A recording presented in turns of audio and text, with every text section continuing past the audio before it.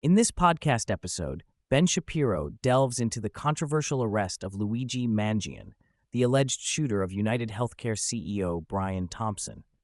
Mangion was apprehended in Altoona, Pennsylvania, and brought to court, where he expressed his outrage towards the media, claiming that his arrest was an insult to the intelligence of the American people. Shapiro questions the validity of Mangion's claims, especially given the evidence against him, and explores the implications of his actions and mindset. Mangion left behind a short manifesto that reveals his grievances against the healthcare system, particularly targeting United Healthcare. He argues that the U.S. has the most expensive healthcare system in the world, yet ranks poorly in life expectancy. Shapiro critiques this perspective, pointing out that the alleged shooter lacks a comprehensive understanding of the complexities of the healthcare system. He emphasizes that while there are legitimate issues within the system, resorting to violence is not a solution. Shapiro highlights the correlation between healthcare spending and income, arguing that higher spending does not necessarily equate to better health outcomes.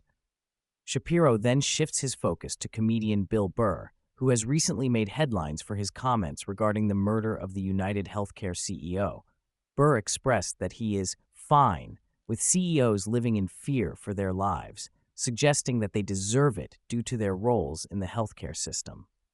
Shapiro condemns Burr's remarks as morally reprehensible, arguing that advocating for violence against individuals based on their professional roles is a dangerous precedent. He points out the hypocrisy in Burr's stance, noting that while he criticizes CEOs, he himself is a wealthy individual profiting from his comedy career. The podcast also touches on the broader cultural climate surrounding the incident. Shapiro notes that many individuals, including celebrities and academics, have expressed sympathy for Mangion or have celebrated the violence against the CEO.